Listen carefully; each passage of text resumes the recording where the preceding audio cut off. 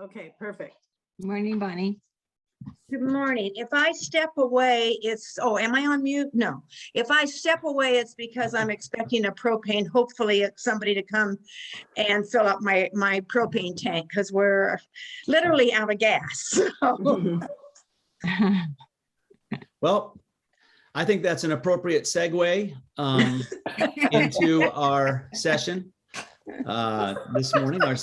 So welcome to session 2 of our study on prayer. And the topic today is why pray? And maybe it is we pray when we feel out of gas. But I think I wanted to start with something that we ended with last week. And I'm curious to see if anyone had any insights or something caught your eye.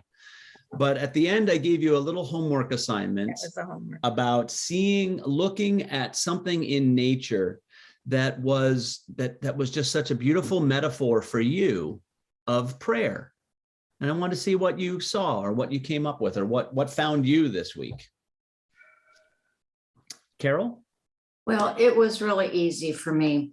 Out on a walk, I was with my walking group, and there was this squirrel, and it was hopping one place to another, and to get on the road, see us, hop back, hop back. This thing was just all over the place. And for me, if I try to sit quiet and pray, my mind goes everywhere. And I heard a saying one time, if you can't remember something, sit down and start praying, and your mind will start searching for the answer. So for me, I am like Margaret. My whole day is a prayer. You know, somebody will come to mind and I'll say a little prayer for that person, or a prayer of thanks when I see something. And that's my prayer life, is all day long. Beautiful.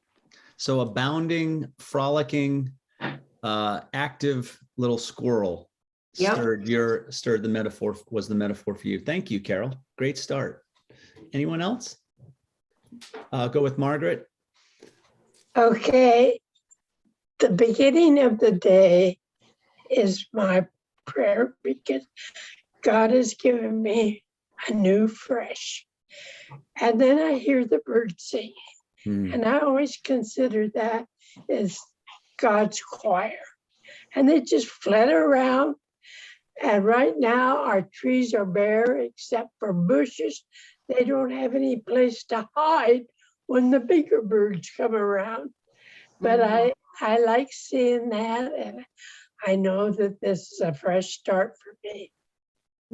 Beautiful. I had one of those moments this week too, where I was in a parking lot. I forget where. It might have been just at a grocery store, but one of those trees that was in the lot was just loaded up with these little beautiful songbirds, and it just stopped me. And it was just one of those moments of sort of, I don't know, illumination. Thank you, Margaret. Marilyn, I saw your hand up. Yes. I don't know if I'm really going to be able to justify this, but it is very meaningful to me.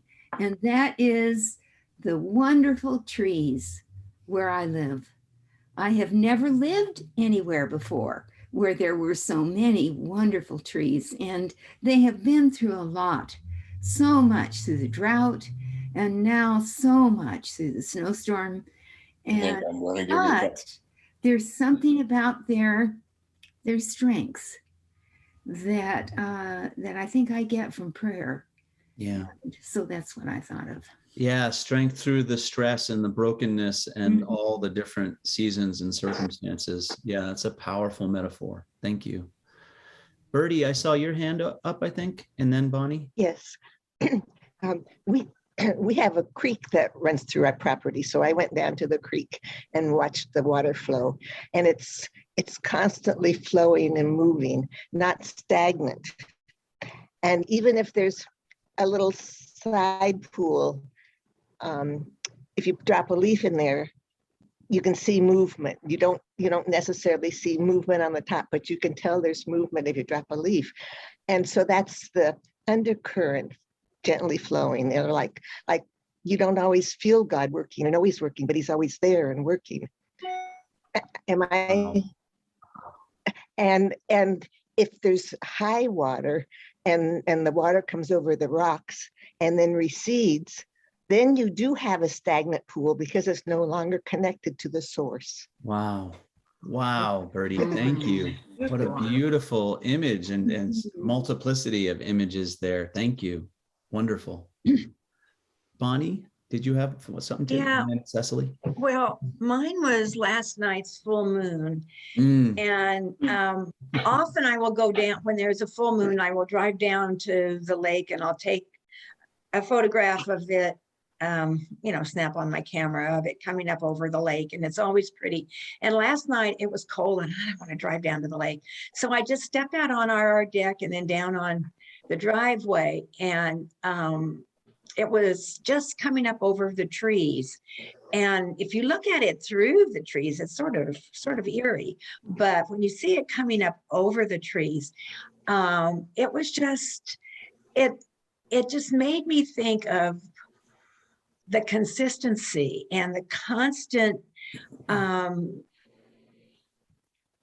reliability, I guess, of how every month we have a new moon. It goes through all the different cycles, and we have usually a beautiful full moon, unless there's a storm or clouds or something, and then it starts all over. And it made me thankful, but it also made me realize the dependability of our nature and of our earth, and how it's really created to be in this constant repetitiveness that we can rely on, and yeah, beautiful. The cycle of life. And it's also there when we notice it or not. In the daytime hours, we sometimes notice the moon, but oftentimes it's just sort of there, like you say, in the background, and it's striking when it rises as it did last night. Did anyone howl at the wolf moon last night? Cecily, I saw your hand up. Yes, I have a couple of stories to share. Sure. The first took place, and I've shared it with the Sing group before. The first one took place about 8 years ago, after my husband and I moved here from the Bay Area. I was outside. It was a beautiful, calm day. It must have been spring, but it was just a beautiful day to be outside. And I was painting a shed outside. It's actually my tiki bar, but I was painting it, and I was alone on the property, and I just felt so grateful and thankful to be out there outside in this beautiful place. And it was a calm day, and I out loud, audibly, I said, "Thank you, God. Thank you for this beautiful place." And then all of a sudden, a breeze came. And it just really felt like God was saying, "You're welcome." So I love that. And then more recently, my sister-in-law gave me a birthday gift. She knew that I would belong to the Spirituality and Nature group. And her gift to me was a rock that she had collected from my property, and a little tree twig or branch wrapped in twine around the rock. And she said, "This is your birthday gift." And she said, "I know you're part of the Sing group." And it just meant so much to me that, to me, it embodied love. And then I thought about the rock and the twig and the twine.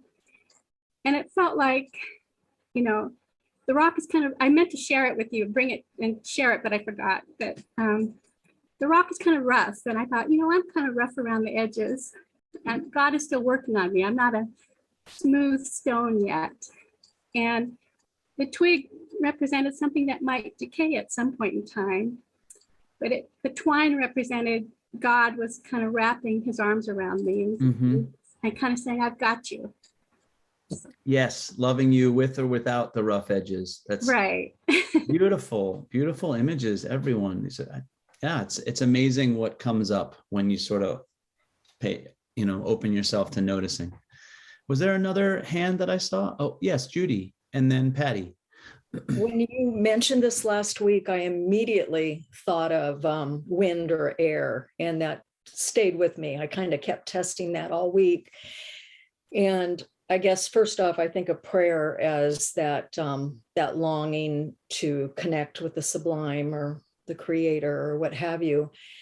And air in all its forms, it's, if we don't have it, we die. You know, it's constantly around us. It can be too thin and we can't breathe. It could be polluted and cause problems. It can be presenting as wind that's cooling and that kind of thing when you're going in one direction and it's kind of making you almost buoyant. You know, it's so easy to move, and then other times you can make no headway. And it just seemed perfect for me, that all-encompassing, constantly around us, need it to live, but sometimes we struggle against it. It just seemed like an apt metaphor. Yeah, there's so many powerful metaphors. My aunt, you've just both reminded me with your speaking of breezes and winds. My aunt always used to say when a breeze comes through and kind of out of nowhere, it's like God blowing kisses. That was her thing. And it's sort of, you know, and what you're naming is, you know, it's about our perceptions of these things, right? Because when we are going with the wind, it often feels like a positive thing. But oftentimes when we're with the wind, we can forget that the wind is there, and that we might lose sight of the fact that we are being transported with something. You know, sometimes when we're leaning into the wind, we can conceive of the wind maybe fighting us, and yet the reality is the wind is also helping to fill our lungs with ease because we just have to open our mouths. We hardly have to breathe. So it's just, there's so many powerful ways that, you know, depending on what our perspective is and our kind of our bearing on a certain day, those metaphors of nature just kind of jump out at us in different ways, sometimes with the very same thing, you know. But wind is a very powerful one for me too. Thank you. Patty, and then, oh, Marilyn, did you have something just to add to that? Or? Yeah. Okay, and then Patty, yeah. Okay, I'm thinking everything that we have said refers to the fact that we live in a very beautiful part of nature. And I wondered how I would answer the question if I lived in the city, which most of my life I have lived in the city. It's a fair question. And I remember walking along the sidewalk and in the middle of a whole bunch of people and seeing this tiny little plants coming up in the cracks. Yep. Between the sections of the sidewalk, and thinking and finding that to be so almost a prayer itself, because there were a lot of times when I felt like, where is my strength going to come from? Yeah. And seeing these little plants there in the sidewalk just meant a lot to me. That was one of my examples too. Yeah, the cracks in the sidewalk where life grows and beauty can be found in the midst of the hardness, or what we perceive to be those impossible places. Thank you. Patty, please go ahead. Well, I have two pieces together. One of them is there's been some fantastic sunsets this week. I mean, incredible. And one of the things that I've been doing recently is creating scenes with cloth and embroidery. And part of it is trying to capture the colors in the sunsets.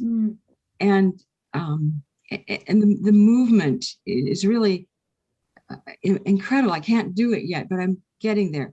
But the other piece of it is that I was cleaning out my cheese drawer. Cheese drawer? My cheese drawer. Okay. I have a cheese drawer. It's got a lot of Sicilian in the background. And the cheese drawer is full to the brim. And I buy more cheese anyway. And I thought about the sky and how easily it changes and the colors that are, there's an ease in the sunset and there's not an ease in my cheese drawer. There's gluttony in my cheese drawer. I mean, that's how I feel about it, because I buy cheese even when I don't need it. And I sat there and thought about that. I thought about that and the sunset, and I have to create a cheese drawer that is more like the sunset. That's the prayer that came. I'm very fortunate. I have a lot. I have too much. And so I'm struggling with that and how we share and how we don't think. Yes, and that's so beautiful. And I want to say this too, what you just shared and on its face is just so striking, but also how true it can be that one person might see all that cheese and say, thank you for the abundance, God. And then others might say, wow, I'm feeling the burden of this abundance, or this, it's too much. And so then the prayer could be to release those things that are not necessary so that they might serve others. Both are beautiful kind of perspectives and responses to the same thing. Yes. And it's yeah, that's why these metaphors I think are so poignant, because it really does speak to us like where we are in this moment, you know, kind of what's really important. You know, one of them, my sons were watching a video of the process of a caterpillar putting itself in a cocoon and becoming a moth or a butterfly. And just that whole idea, you know, of it's not just this simple process to transform and to sort of get your wings and to learn to fly, but it really does have to sort of almost decompose into this puddle of goo before it can emerge. And now here's the metaphor, right? That's it. So if that's you, or if that's me, then it's like, stay with it. It doesn't mean that God's not there, and it doesn't mean that transformation's not happening if we all feel like we're just kind of devolving or decomposing at this time. But it's just, there's life yet to be found. And so that little metaphor is an act of trust, I guess, or hope. Any other comments on the, yes, Susan, and then Boyce. Well, you all know that I've been gone for a while, and there were things that I didn't get done during the summer. And so I've been trying to do some things outside. And there's been this fungus that's been growing from some soil down into a gravel path. And so I was trying to get it out, and I noticed that that fungus smells. It's hard. And but then inside it were these beautiful pebbles and small rocks. And it just made me think that life is messy, and life is stinky sometimes. And yet God is a rock, and God is there in the middle of all of this messiness. And so I just kept thinking of that as I was having to work there. Ah, beautiful. And thank you for that. And thank you for the gift that you have been to so many in your family over this last, gosh, Susan, has it been a year? It feels like it's been a long time that you were down in Southern California, but for as long as you were there, and for all the support that you gave, just what a beautiful testimony of love. I forget, was it Boyce that had your hand up? Yeah, it was Boyce.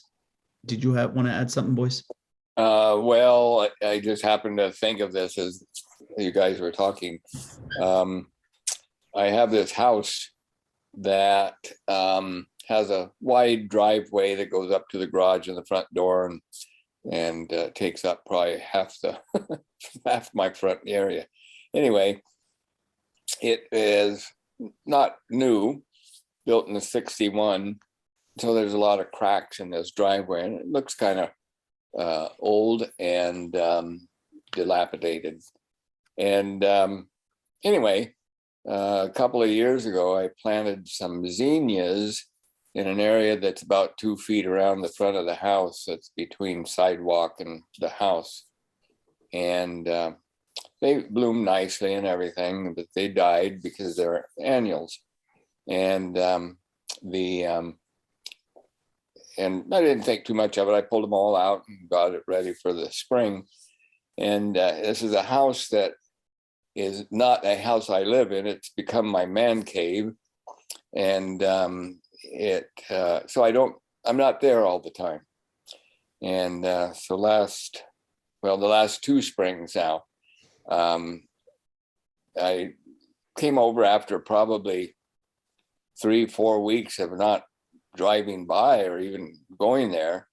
And the zinnias apparently give out seeds. Well, the seeds during the winter floated over the driveway, and these cracks are blooming in zinnias. So my driveway went from kind of ugly to this nice, beautiful garden. So if you have I think it fits in there with prayer. You can have an ugly something going on, and all of a sudden it becomes your garden. Yeah. Beautiful.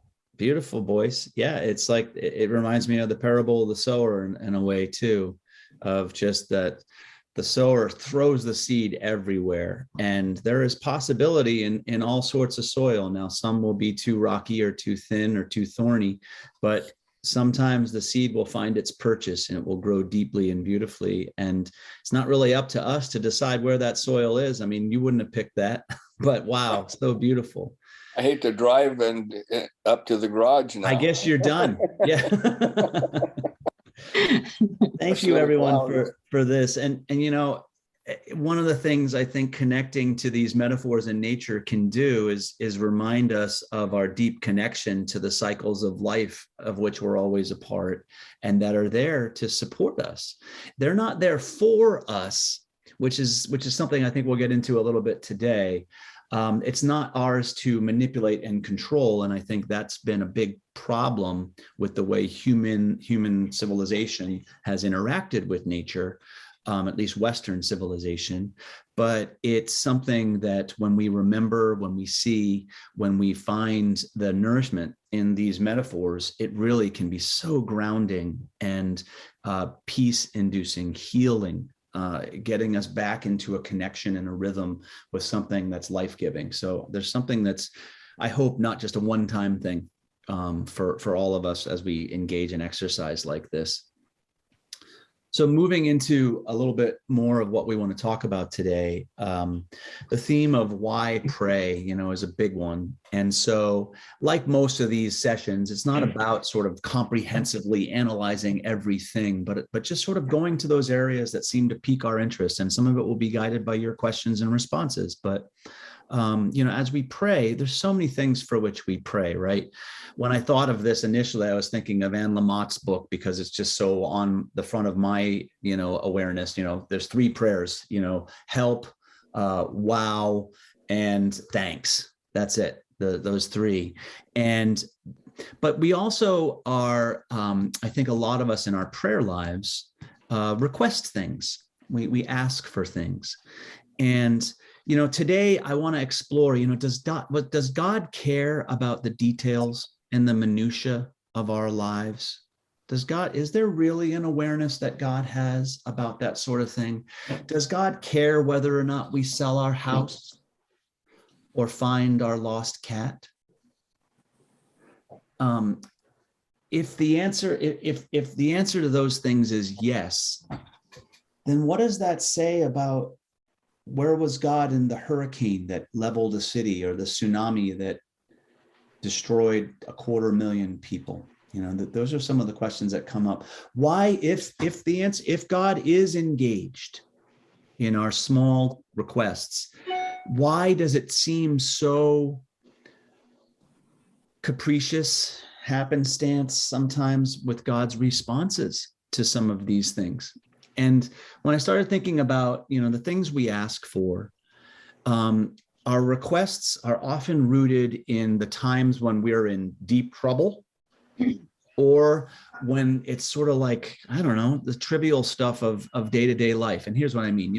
It seems like maybe every time something bad is happening, our instinct is to we want to reach out in prayer, right? So if you're the parent of a sick child, of course.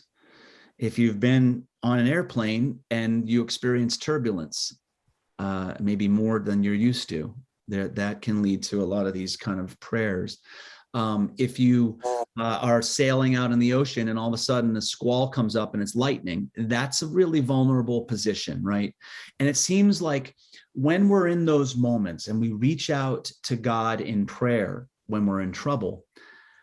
That's different than some of what we were talking about last week when we were talking about prayer as relationship. No, we're not looking for a relationship there. We're looking for someone to intercede, to make a difference somehow.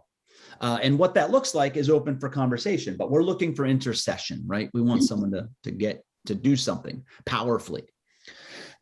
On top of those times of trouble, that we pray for stuff that's just the small stuff, right? How many of us have prayed to find a parking spot when the mall's busy or something or whatever, right? How many of us have prayed for our sports team to win? That doesn't work all the time. I tried on Saturday. How many of us have prayed for good weather, whether we're going on vacation or that wedding that's coming up, all those things. I remember when I was in college, my brother and sister went down to Florida with my parents. And so they were early teens. And Allison at the time she was so into marine biology.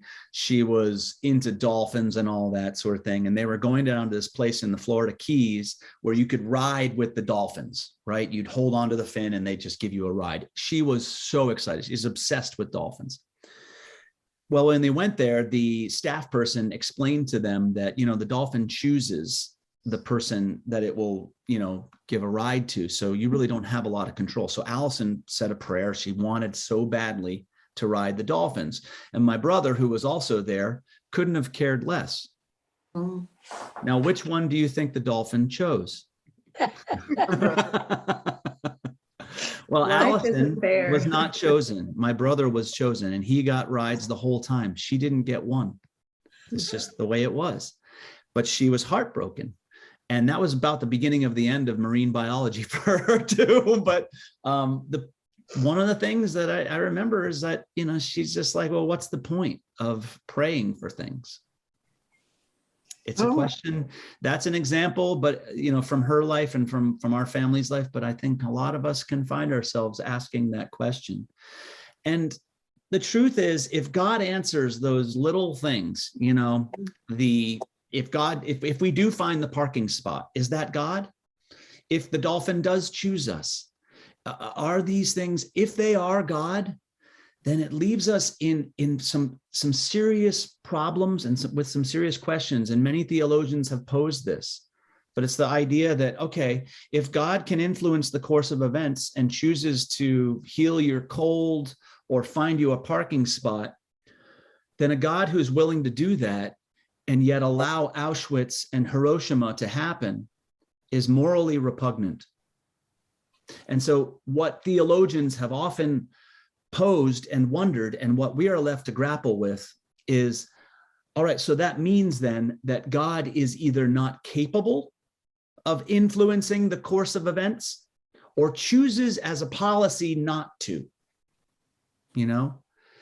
That's extreme. Those are hard. Those are intentionally designed to pique conversation. But yeah, that leaves us with a lot of questions, doesn't it? How does all of this work? What is prayer? What are we praying for when we pray? That's part of what we're exploring today. We're going to, look at some biblical passages. We're going to look at how Jesus prayed and what he prayed for, and sort of see if we can glean, what is our prayer life? How does it compare?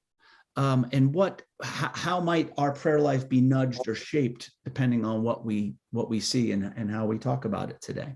So those are some of the things. I know it's big topics, but I hope we can kind of make it a fruitful one for our conversation today. So before we get into our initial readings here, any comments based on that sort of little introduction?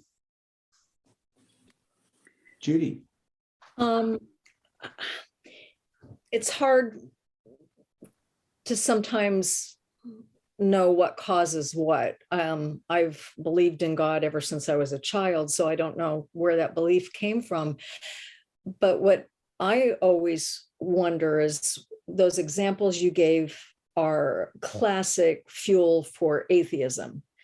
And for me, it's classic fuel for that is why there's so much more beyond this, because that's the only thing that makes sense.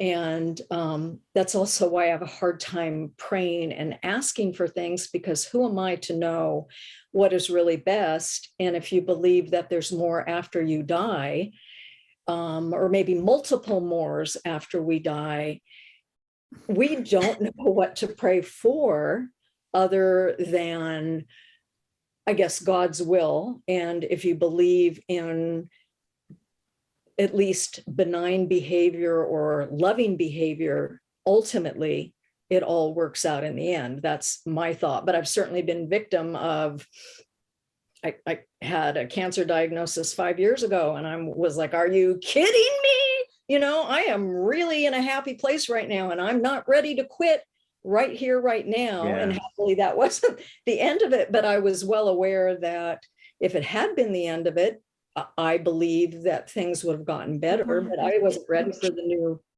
new steps. You want to go sit in your chair. Yeah, and that's that. You raised a lot of points there. And to me, some of the questions that we have, or some of the ways that we approach prayer, you know, and if someone turns to either letting go of faith or atheism or something, because a result didn't happen, that's a tough thing. And I've seen that happen. And yet this class, and I hope our conversation, is inviting us into a whole different perspective on what it is that we are getting into when we engage in this act of prayer. And maybe that desire that we have, while incredibly relatable and human, to have prayer cure our ills, it's still an act of hubris and control for us to pray in that specific way. And yet, as I said last week, because it's so human, I still say, pray it. If that's what you have to pray, pray that too. It's not to say, no, that's bad prayer. It's not necessarily the height and depth of prayer. I would actually say it definitely is not. And yet, I feel that sometimes we have to go through that in order to find to break ourselves down, to fall to our knees, whatever it is, to find that relationship. That's messy work, as many of you have shared in your nature metaphors. The metaphor of life and prayer is mutually messy. And sometimes I think that we fall into this trap of thinking that prayer is a rescue line that takes us out of our lives and takes us out of our pain and struggle. And if that's our expectation, we can be set up for a lot of disappointment. So hopefully, you know, we're breaking open the idea of what prayer is. Thank you, Judy. Marilyn. I find it helpful to if something that I'm specifically wanting to ask to have happen, if I think of the bigger picture, because as far as I'm concerned, God is aware of the bigger picture. And so, for example, I might wonder, I wonder why the dolphins kept picking your brother and not your sister. I wonder what they were looking for that your brother met and that your sister didn't. And I think of times when I've had friends who were dying, you know, and I would sort of pray that the best outcome could happen. Yes. Because I couldn't really see the bigger picture. And anyway. Yeah, I think that dolphin clearly was wanting someone who was playing hard to get. So. But yes, what you're saying is so true. And that's sort of what we touched on a little bit last week, of learning how to pray from a larger perspective.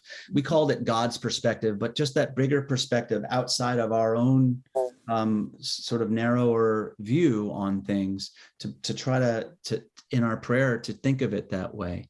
To always kind of expand that the picture is larger. We use the story of Job as a way of opening that up a little bit. But I think that's a wise and constant reminder that we should, hold as we pray, that idea of breaking it, stepping back, looking at the larger picture. Patty, did you want to add something too? Shh, everybody. Shh. Are you all still there? Yes, we are. My power just blipped at the house, and obviously it reset the entire, reset the entire modem and router. So anyway, where were we? I had just asked Patty in your silence. Yeah, I had just asked Patty to share. I heard everything that Marilyn said, so hopefully I'll be able to splice this together for the recording. Go ahead, Patty. You have to unmute now, though. I was going to say, Horty, why don't you finish and then I can go. Sure, that works. I don't know what more there is much to say in the moment.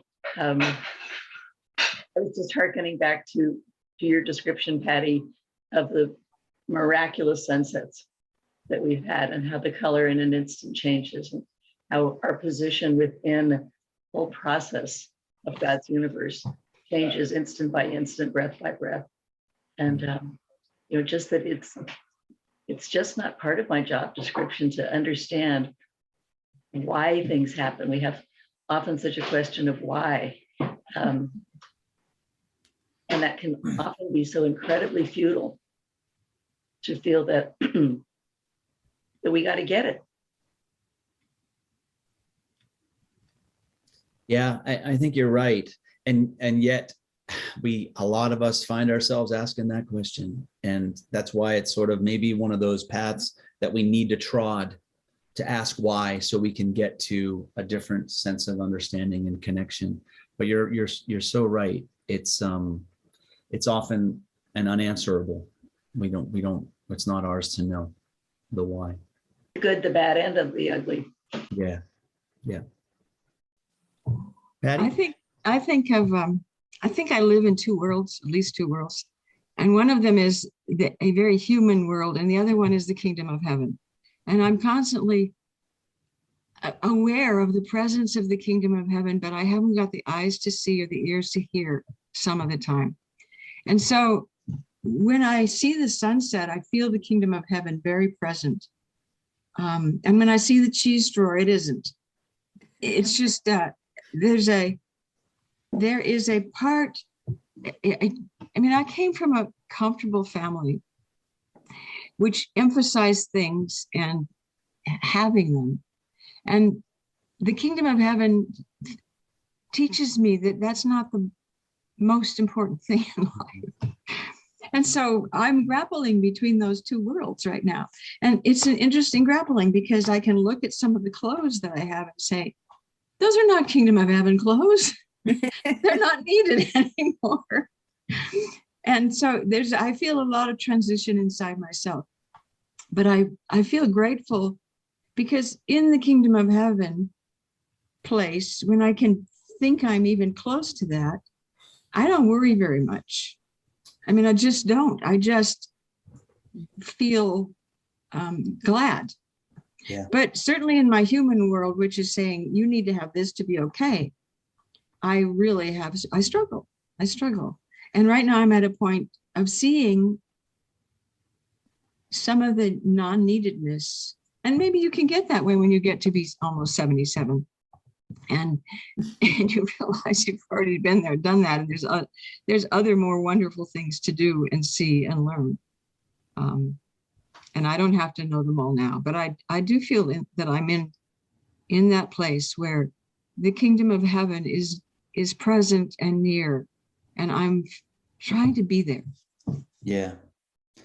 Yeah, and that practice of non-attachment to the things that we've been told much of our lives are what bring us wholeness and happiness is so important. And in our own ways, I think we all have to go through the path of claiming, of acquiring, of holding on, grabbing, so that we can learn what it looks like, what it really means to love the things, to only love the things that can love us back, and don't put too much value in the stuff that is not capable of loving us back. And to let it go is such a wonderful, freeing experience once we get to that place. A lot of us, how many of us have the boxes in our garage or in our attics that have all the stuff? And I have a couple of these boxes too, stuff from high school, college, the first move, the first place I live, little papers here, all these things that we have. I still have real pictures and stuff that I haven't put in, boxes of just pictures of, and I don't, what am I going to do with it? But there's something freeing to purge, to clear, to release, to give away, and sometimes to burn, sometimes to throw away, all of this stuff. But the practice of non-attachment and the practice of getting clarity with what is it that is capable of really loving me and putting my value there, loving those things that can love us back, God being one of them. But that's a honing, isn't it? That's not something that's just a snapping. It happens for most of us, maybe for some. But this is all good stuff. This is such good, preparation. And it's not preparation. This is the conversation. This is how we understand what prayer is, by listening to our own sort of considerations and struggles and joys in the movement of prayer. So this is good stuff. Did I have anyone else that wanted to share something before we get into our readings? There'll be other opportunities as well, obviously, to speak. All right, could I get 3 volunteers for our readings? We have a passage from Matthew and a passage from Mark. The Matthew one will break up into 2. So, okay, Horty, thank you. And Bonnie, thank you. And Patty. Okay, let's share the screen. We'll go in that order. So Horty and Bonnie, you'll read the 2 passages from Matthew. I'll tell you what they are. And then Patty, you can read Mark.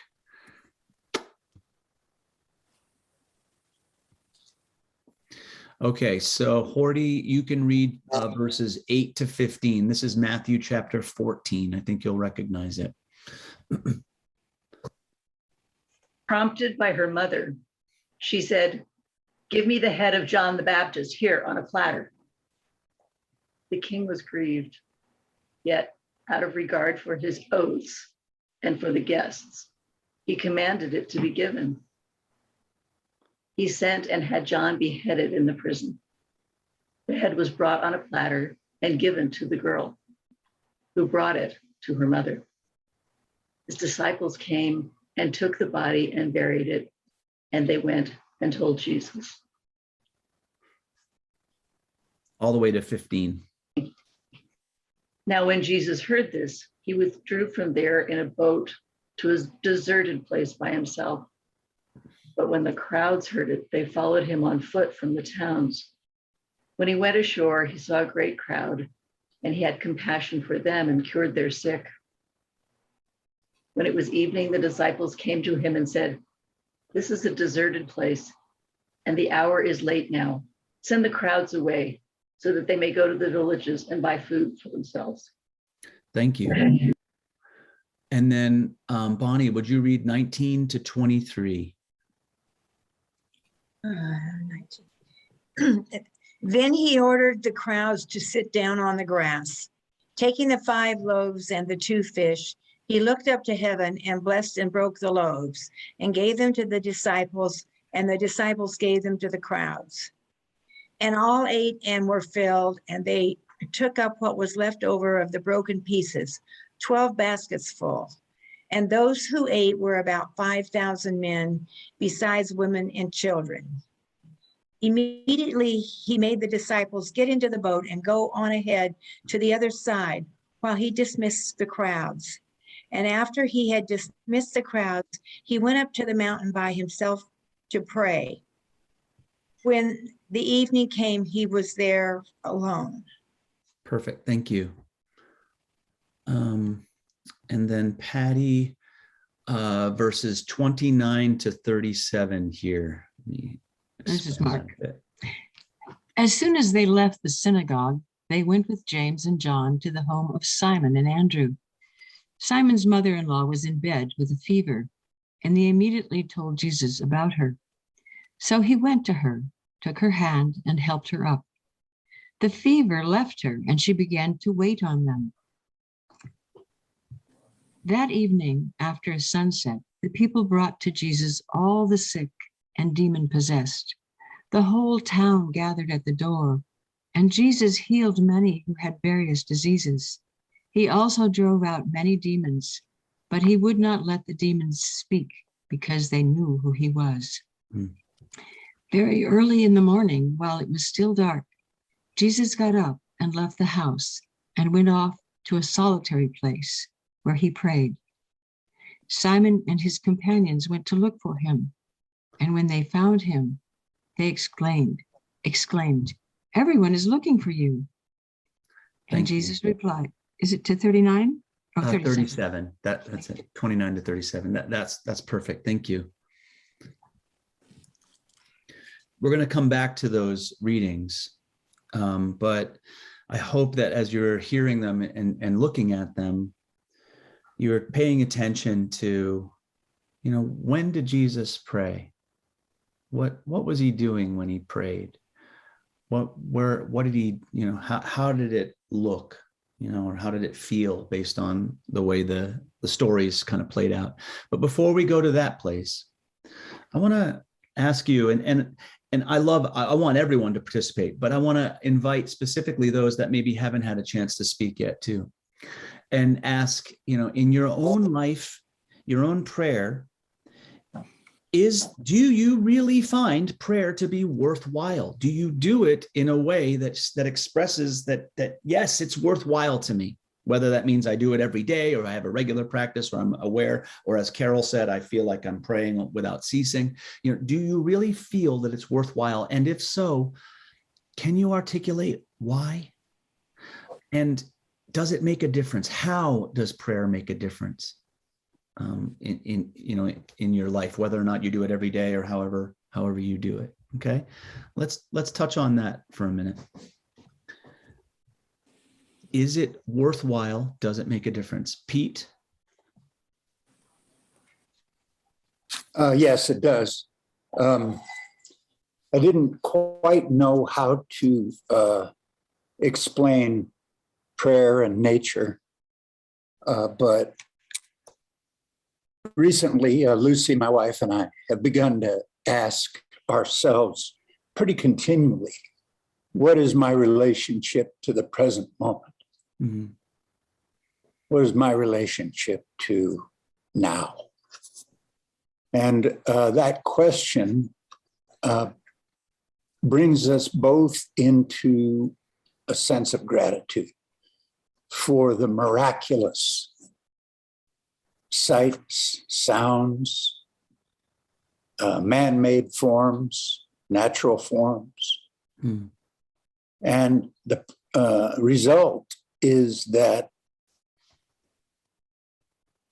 I'm almost always in a state of gratitude and self-understanding that really, and this is another topic, but causes me to wonder if I'm praying to another being or I'm praying to myself or my higher self or my connection to something I don't understand, but that contains unfathomable beauty. Yeah. And so I guess that's the way I'd answer that question. So much there, Pete. Thank you. And I thought that your initial comment about how do I relate to the present moment could provide some particular insight, maybe in those scripture passages we just read. How do those express Jesus' relationship to the present moment? How does that do that? But also, I love that idea of lifting up prayer as an expression outwardly to the ether, to within, but to those places where our higher self may reside.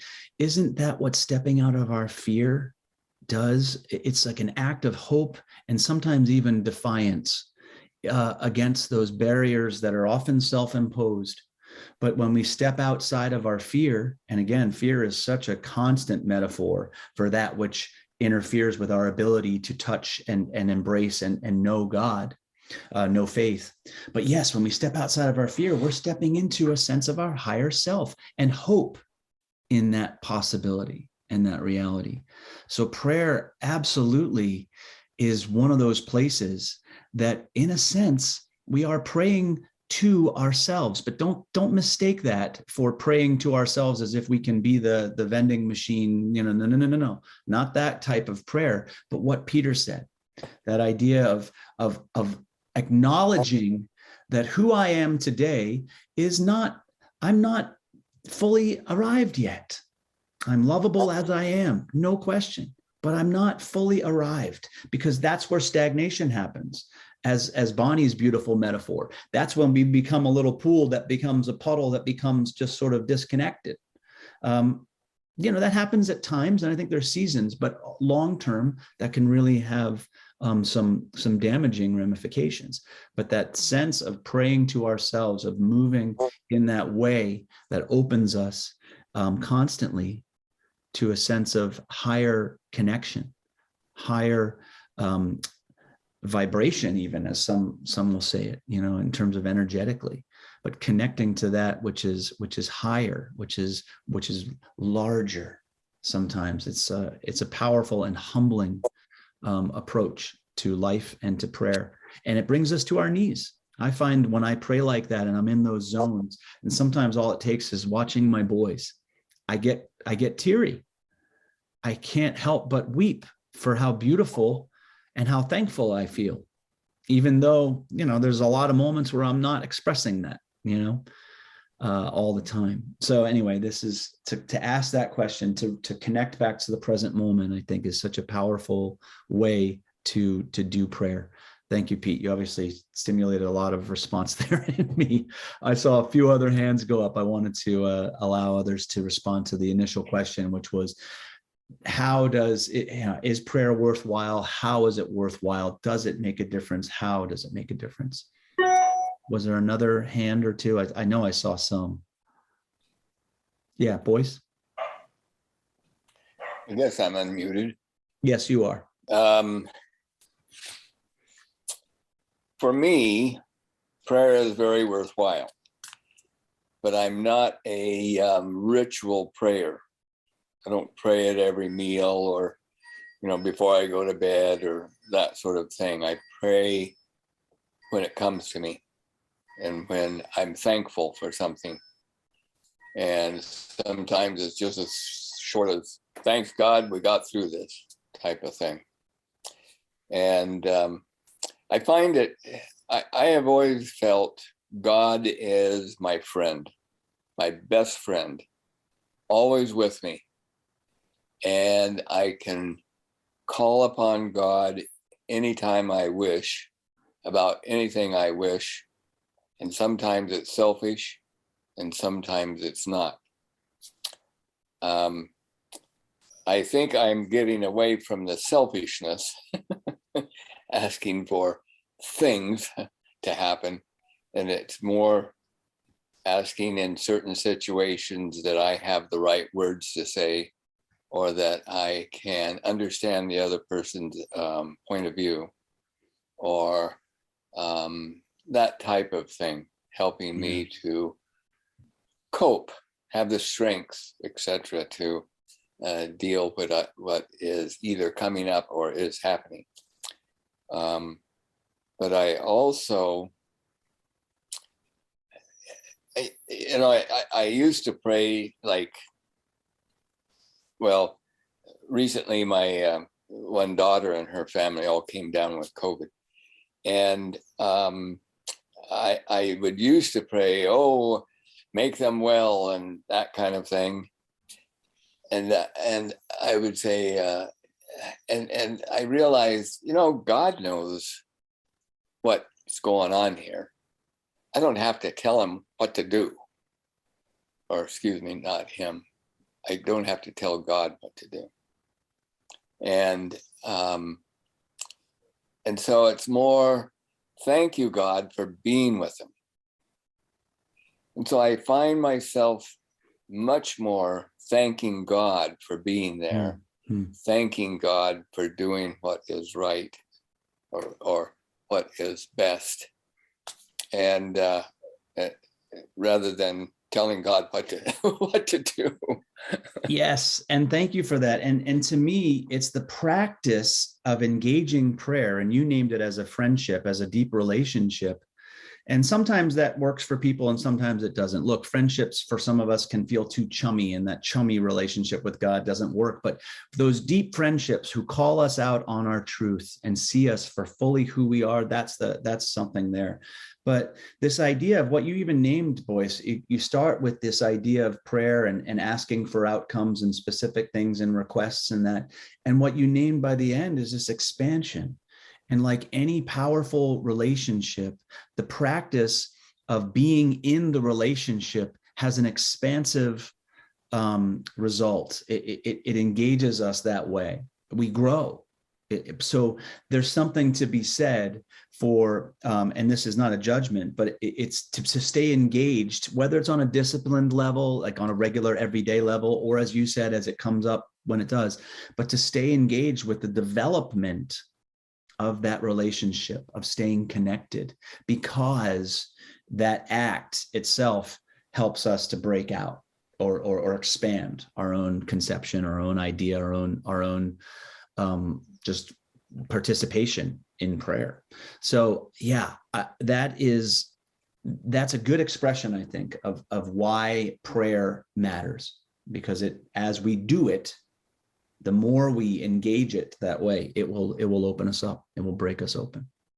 And all of a sudden your prayers shifted so dramatically. Thank you. Jane? So much of this has resonated with me because, yes, my prayer life has been very important to me my entire life, but it really has evolved. And how it's evolved is, I think 10 years ago when my husband had a significant health crisis for a year, and people were really praying for us. And I thanked them for their prayers. And I said, they really helped. And they said, well, how did they help? And I said, it came to me during that time. The prayers sustained me.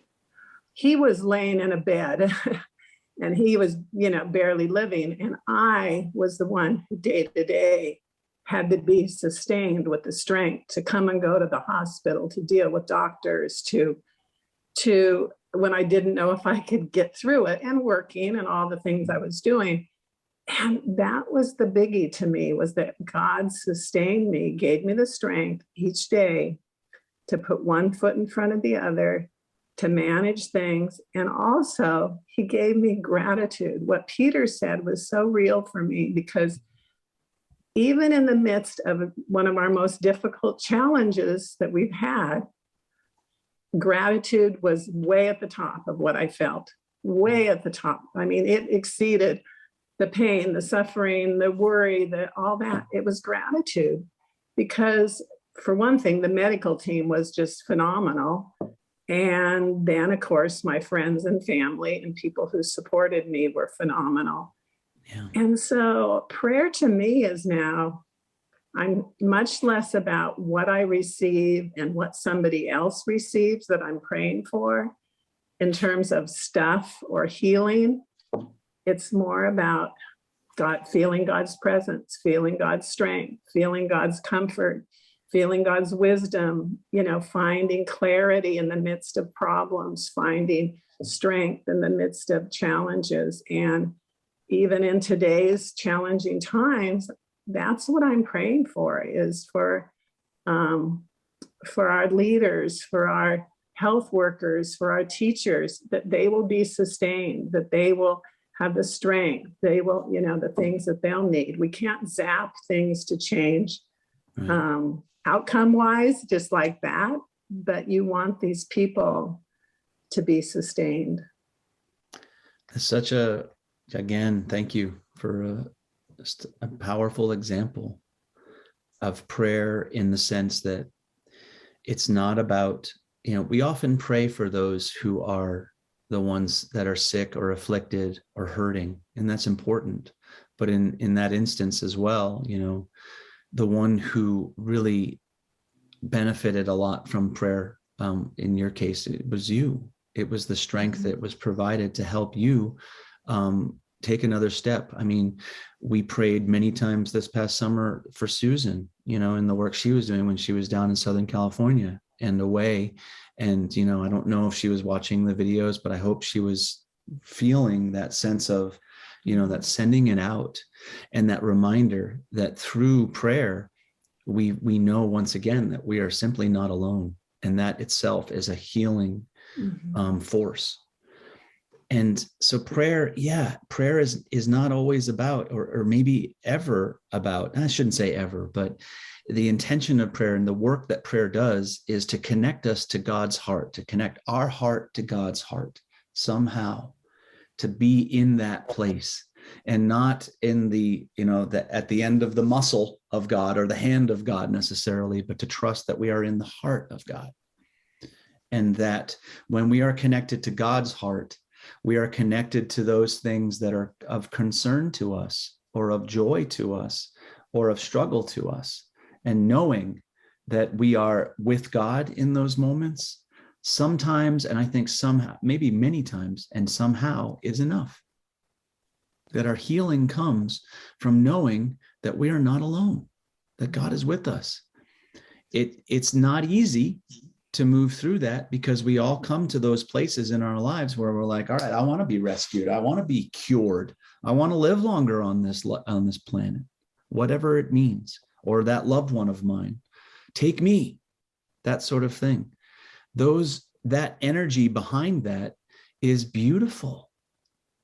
It's again, it's part of that cycle of life, wanting to kind of go to continue to move forward. And yet we know that as part of that cycle of life, this realm will come to an end.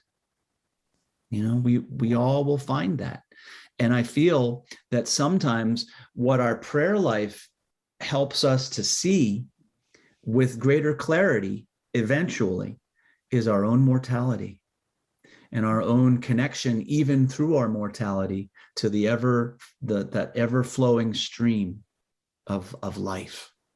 That's deep. I know that can be a larger, more mystical conversation, but I feel that as we pray, that's what we start to come to terms with. And when we can do that, I feel like that's one of those breaking open places in our prayer. Any other comments about that? Bob? I was very impressed with part of your sermon Sunday in regard to praying for the young man who killed his fellow students. And that's another sort of prayer that we should consider about what possesses people to do these sort of things, and to pray for them as well. It's part of what we're asked to do. And I think to do that is not to validate the action, but it's to validate the person and to help us stay humble and not put ourselves in the position of judge over some of these circumstances where it's very tempting and easy to speak from the affront, from the rage, from the lack of humanity. All of that is real, but I think it can become a distraction to the greater work of building the beloved community, of building compassion in this world. Look, we need to see it, call out where evil is, but not give into it, not allow ourselves to start to compartmentalize life when Jesus, the very one we say we follow, lived his life in that all-embracing way. I mean, we're going to talk about a couple of those examples. Like, how did he pray? How did he meet the present moment, as Pete says? How did he meet so many of these moments? He met them with prayer. And what did he pray? Well, we'll get to that. But actually, that first example that we saw, the readings we did, they tell us a lot about what did Jesus, why was it? Why do you think in those stories? Let's go ahead and go there. The passages we read from Matthew and Mark, what did they tell us about why prayer was important? And what do you think, Jesus wanted to accomplish in praying, as those stories indicated? What was he doing with those prayers or those times of prayer? Judy? I actually am very confused why those passages were chosen. So I keep mulling them over, and it kind of seems to me that his life, which is very different from ours because he's got this God-given ability to heal people and all that, but his life is going on, things are happening, he reacts to them, and it almost seems like then he goes off and recharges. He touches base with the source, and then he comes back and does it again, lives his life more. That's the only thing I could find in that. Well, that's a good start. I think it's a good start. But yeah, I think you're naming something that's really true. That first story is about the death of John the Baptist, a friend of his. So the ministry and life of Jesus is not about protecting the world from evil. Evil happens. You can't stop it. You can't prevent it. Chaos is there. So that's part of it. So I think that's part of it. I think it's good to be confused because the life is confusing. The world can be confusing. But in the confusion, in the chaos, how did Jesus respond? That's what we're looking at. And that's it. I think you're tapping into it there, Judy. It seems that he would remove himself. There's a bit of a recharging element. But what is it about removing himself that felt important in those stories? And I recognize we're not here to speak as experts. I'm not asking you to tell me exactly what it meant. No. What did it stir in you? Why do you think, that's what I'm saying, Jesus removed himself in that way? What was prayer seeming to be for him? But that's a great start. Thank you. Was there another hand? Carol and then Bonnie? Unmute. Are you okay now? Yes. Every time he went away, I noticed in these passages, and as many times as I've read them, this is the first time it struck me, he would go away to be private, but then the crowds would come and suddenly the disciples would say, hey, come on, we gotta, and he was always being interrupted in his solitude. In the bottom of the boat, he goes and he's trying to take a nap and they're saying, hey, you can't be sleeping now. There's a storm out here.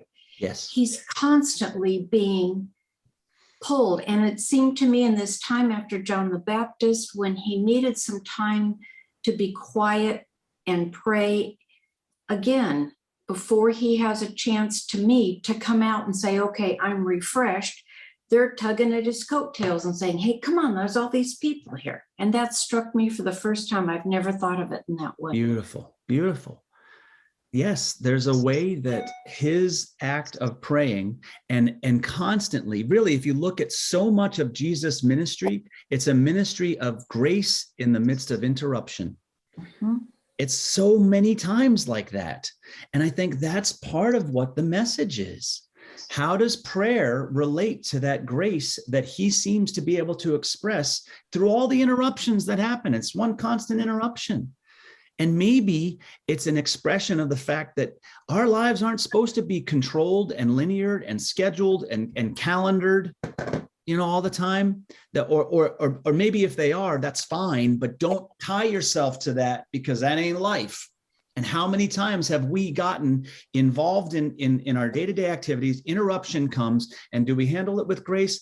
Sometimes. Maybe you handle it like I do sometimes, and you kick against it, you resist it, you yell at it, whatever, and you want it to be a certain way. That's part of what I think these stories are also expressing, and that is prayer, that spirit of grace in the midst of interruption.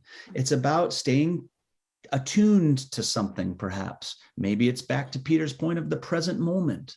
Maybe it's that recharge that Judy just mentioned, that even the act of separation, at times that's all we get. And maybe it doesn't have to look perfect. I know people that if they don't get their specific 20 minutes or half an hour of meditation, it can really throw them off. But I also know people who sit there, and if all of a sudden something interrupts them, they can just, oh, okay, that was my prayer practice today. And maybe I'll come back to it. There's a grace that we can cultivate through this act of praying that maybe these stories are trying to communicate. Anyone else tap into some of the richness here? Yeah, go ahead, Cecily, and then Patty. As the group here today was talking, I felt that you were all touching on a similar theme, plugging in and recharging through prayer. And after reading the verses, I also had that sense, that Judy mentioned of, Christ was going away to recharge. And on the way, he learns that his John has been killed. And I just can't imagine the horror of that, what he's been feeling. And he wanted to go away and plug in and pray and recharge. But he's asked, to feed the hungry, and he fed 5,000. And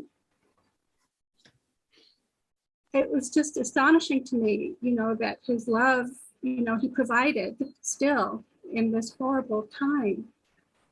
And it helps me to keep mindful that all of us here today in this group and in the world, I'm sure we are all going through horrible. Something horrible, or something that maybe we can't express. And just to be mindful as we go out in the world to realize that we all are probably all going through something, and to be a little more patient and loving and kind. I think you're so on it, Cecily. And part of what I'm seeing in these stories is that cultivation, cultivation that's required, that it doesn't just happen, that spirit of grace. It's like a buffer of grace that we can cultivate within ourselves. And somehow Jesus cultivated that. And I think part of the prayer for me in that story is actually there's a little nuance there. Jesus didn't feed the 5,000 plus men and plus women and children. He said, you find them something to eat. And I think there's something there about prayer, that engagement in prayer and connection to the heart of God reminds us that it's not all about us. It's not about the superhero Jesus. It's about the teacher who shows us that prayer is about learning that it isn't all up to us. And that each of us is capable. Now, he had to be he was the one that I think helped call that out of people. So in a sense, he did initiate, but he really wasn't the one that did it. And that's what's so wonderful about these stories, that's where, look at how, the answer to prayer in that moment of feeding all those people was such a mutual connected thing. It really wasn't just magic thing. There's a lot more going on there, but there's something there. And he cultivates that way of being that enables him to then sort of be present with people. And I know that's where I hunger for that cultivation in my prayer life too, that buffer, because that's where I find sometimes my buffer is very thin, and events that don't go the right way can trigger a response. And sometimes it's best to remove ourselves, right? How often do we fly off the handle in response instead of being getting connected, grounded, connected in our heart? I remember when I went to Tassajara, the Zen Buddhist retreat center in Big Sur, and one of the first people I talked to, he was sort of introducing me to the whole campus, and he was walking around, and he was a student there, but he had been a practitioner. And every time I would ask a question, he would do this.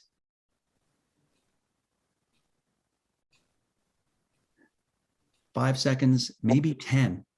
And then he would respond. I wanted to ask him why, but at the end of 10 minutes of conversation, I knew why he did it. I knew why he did it. He wanted, to just allow sort of a real deep appreciation, a deeper listening that was happening, that was beyond the words I was saying, and just more about being present to hearing it, really perceiving it, and then responding from a flow that was just not So anyway, there's so much here, right? When you tap into how does this express, and so maybe it bears looking again at some of these stories. Yes, it's a harsh story. It's like, what the heck? Why are we doing the job? But no, why? How does Jesus respond to these moments? What does it call out of him? And then how does it connect him to those around him as a result?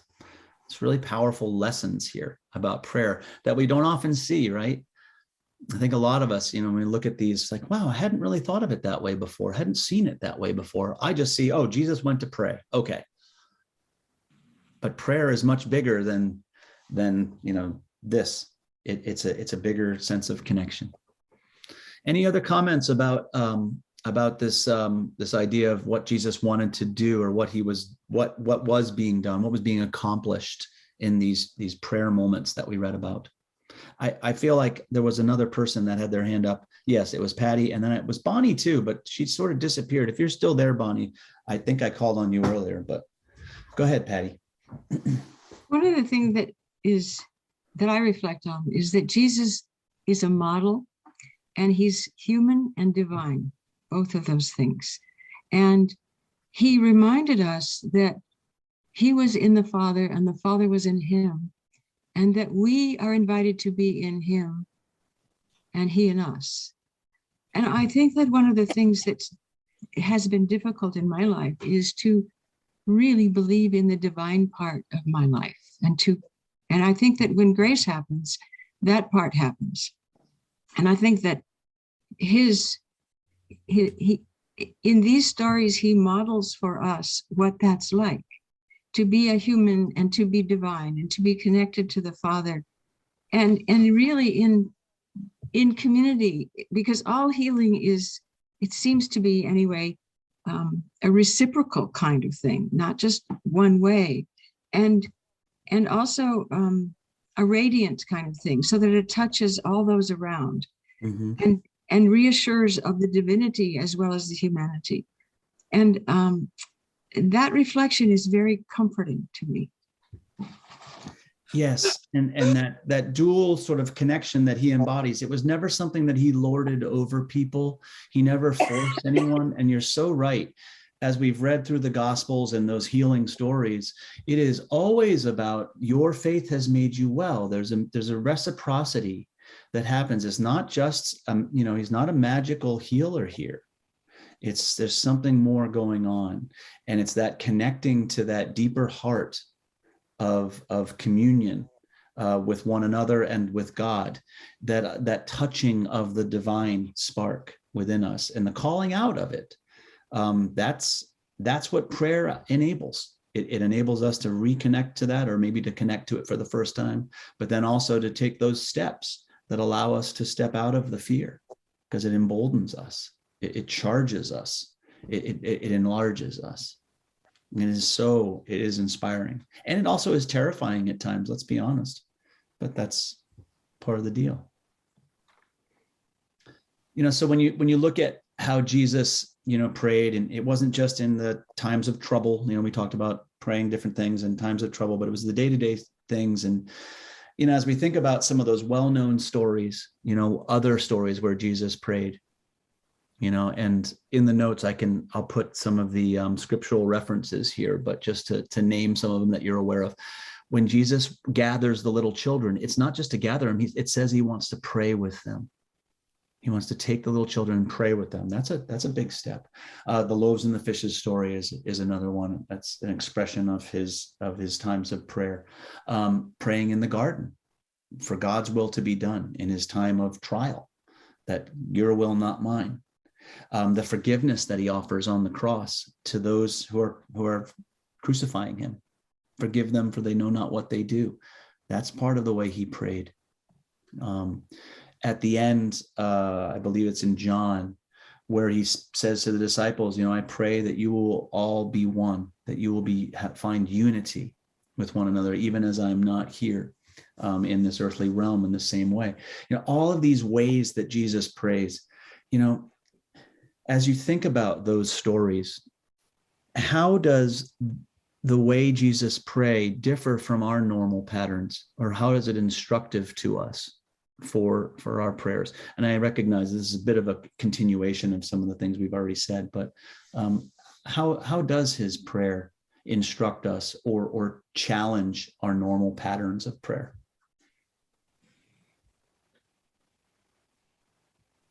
Horty?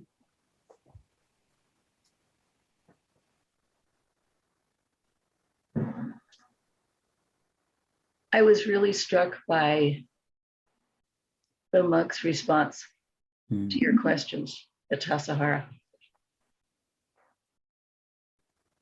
It reminds me of a story of a Native American family coming into the emergency room. And one after one after one, various people, the registrar and the orderly and the nurse and the doctor, all were saying, oh, these people are just unresponsive. I can't get them to tell me anything, the circumstances of what happened. And, they're just shut off and they just don't want any help from us. And the family was saying, these people speak so rapidly, there's not a chance to really answer their questions. There's not a heartbeat in between when they stop and when they start again. They ask for this information and don't have any space for that information to flow into. And for me, what's coming up almost as a distillation, I guess, out of all that's gone on today is, for me, it feels like prayer is the intention to participate. Yeah. And as Patty would say, the kingdom of the divine. And it doesn't mean that I can control it any more than I can the stream of putting my foot in it. But I'm no longer intending to be outside the stream. My intention is my participation of the experience of whatever at that moment in Peter's now, whatever that moment, participation in the fullness of the kingdom of God can bring to me, can allow me, can draw out of me, can ask me to bring to others. But it's the intention of participation, whatever that may be in my humanity at that moment. Amen. Thank you.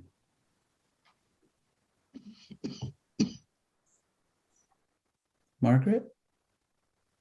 As I grow older, excuse me, this is with Sarah, our prayers change. Right now, at this moment, all I pray for is thanking God for everything He's given me. But when I was 37 and a big change in my life, people come to me and say, that's God's will that your husband was killed. I thought, no, that's not God's will. I don't know what God's will is, but just please help me, God. Help me get through one more day. Just kind of stay with me. That's when I realized God was with me all the time. Yeah. But now we're having a good time, God and me. We're enjoying everything. Isn't that right, Sarah?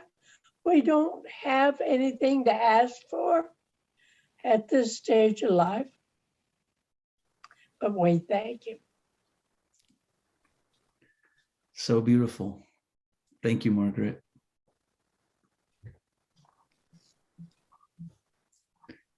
Anyone else? Just something Judy? very quick. What Margaret said reminded me is to ask for God to be present doesn't feel like the right thing. God is present. It's just like, help me to feel your presence today. And that's what she reminded me of. Yeah. And it enables us, I forget, was it Patty or someone that was saying, that the prayer is thank you for being there for the people I love. Maybe it was Boyce, that idea of that we need not give God instructions, that God's aware. So our prayer is thank you for the ways that you are present and that the ways that they are knowing you right now. And that sort of thing. It's a shift, these subtle shifts, but it moves the onus of responsibility from us and praying hard enough or well enough or flowery enough or asking the right person or, well, Pastor, you're closer to God. Can you say the prayer for me? We do this all the time. We need not do that. It's not about moving the slot machine arm of God. It's not pulling a vending machine. It's tapping into something different and acknowledging that life is not a series of requests that are fulfilled based on our worthiness. It's something much bigger than that and much more loving and embracing. And we create these, either ors, these right and wrongs, these good or evil type patterns that really separate things and I think make it much more challenging and confusing. But what I'm hearing from all of you today is this beautiful sweep of something that you're tapping into.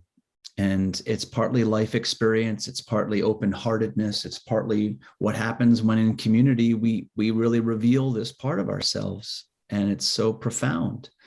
And maybe it's happening in some of you in this moment, maybe it's percolating and it's something to go back to, but I say stay with it because it really is, there's something very important here that's happening as we talk about,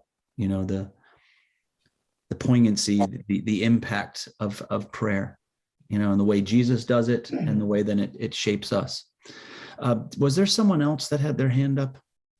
I couldn't remember. I don't want to step on folks. If Bonnie comes back, I'll let her, but then again, we'll see where we are when she comes back. I wanted to say one more comment here is that, in the story of Jesus' life and ministry, the Gospels talk about, after the crucifixion, there's a resurrection and ascension, sort of a presence even beyond the earthly realm.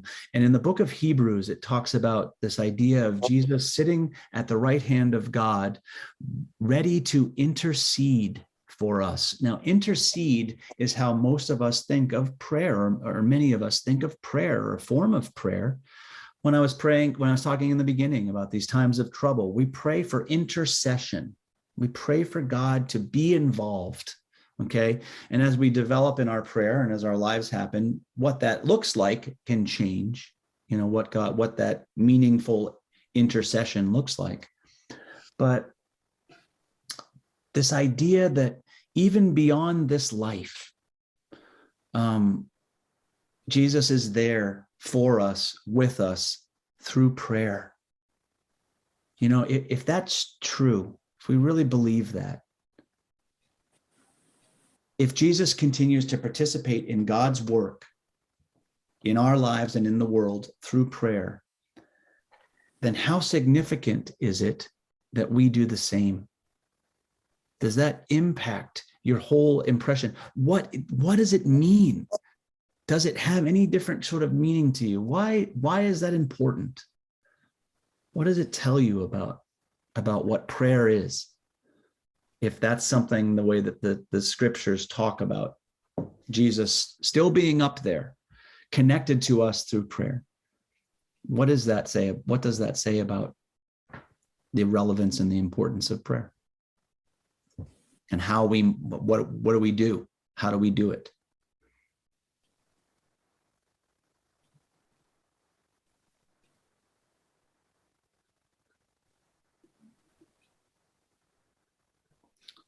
I know it's not easy to chew on some of these.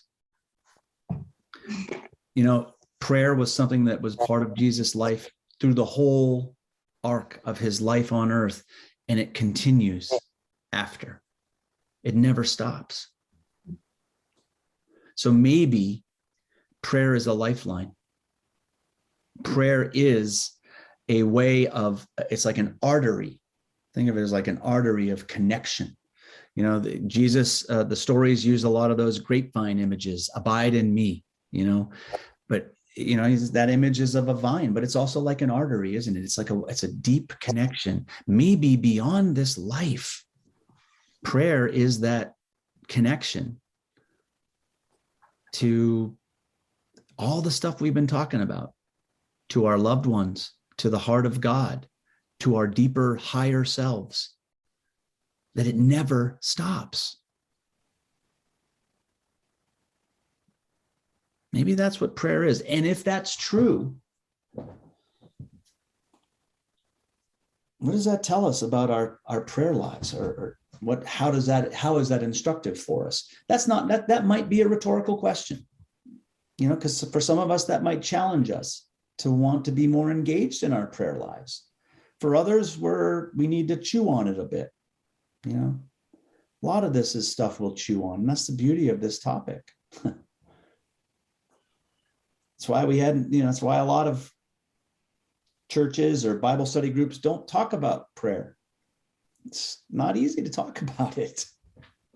But I think you're doing an amazing job, by the way. But we are communicating so much about it, even with our reflection, you know, in our quiet.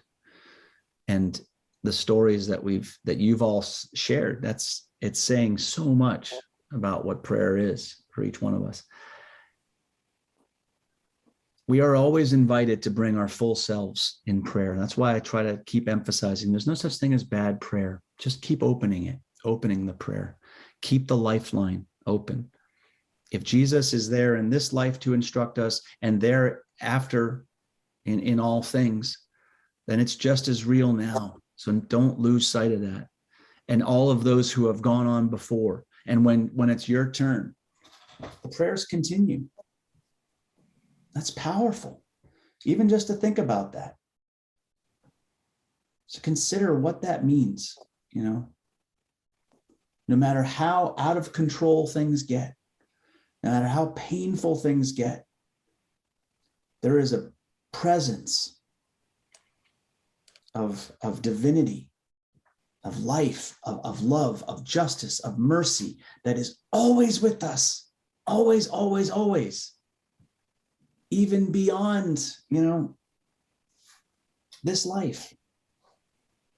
That's what's true. Different times, we will find it easier to accept that than others.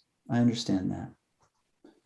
When we feel our clarity, when we feel our deepest presence, I feel like we tap into that. I've heard many of you speaking in those ways today. And I know that there's different days when it feels less clear. And my feeling is, you know, through the messiness of all of it, through the John the Baptist beheading moments and those other places where we fall down, through the constancy of people asking things of us, to maintain prayer and to be prayerful, to stay connected to our prayer, helps us to take that next step, as Jane was saying, through the circumstances.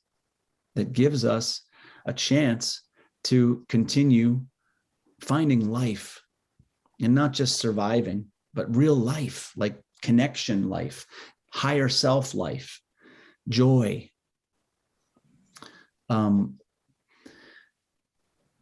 Any other, well, yeah, sorry, I keep waxing poetic about it. Any other sort of like thoughts that are coming up as we're sort of presenting these things? All of them are welcome. I know sometimes things might pop here and there and they might not feel connected, but it's good to share it. Yeah, Steve. Yeah, I just want to relay an experience that I had in downtown Sacramento. Several years ago, some friends and I were gathering for a dinner, and we fought our way through the Friday traffic and got downtown and found a parking lot, parked our car, and immediately when I exited the car, I became aware of this flock of birds flying overhead. And we looked up and it was a group of about, I'll say 100 starlings. I think they were starlings. And they were doing murmurations in the parking lot in downtown Sacramento. And I think it was God tapping me on the shoulder saying, life is joyful. Yeah. You know, just watching the birds, and we stood there and watched them for 5 minutes, and they were amazing to watch. And at the end of it, I felt recharged and transformed and enriched. Just a reminder that even the smallest of God's creatures can be joyful. And they can remind us, if we lift our hearts and our eyes to see, to take it in, no matter what is happening, they can remind us that the joy is ever around us.